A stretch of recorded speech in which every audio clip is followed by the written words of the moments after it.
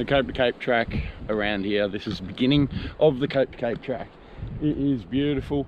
A good way to kick it off, start off. Just a little walk around the lighthouse and then start heading off. So they've got a lookout down here, so I'm going to go have a look, see what's down there. Never been there before, so see what's there. It's a beautiful time this year. So many flowers are starting to pop out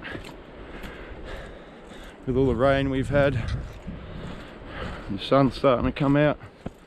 So this is the first leg of the Cape to Cape track. Starts off at the Cape Lewin lighthouse. Some of the views you can get. Bloody beautiful. This is awesome.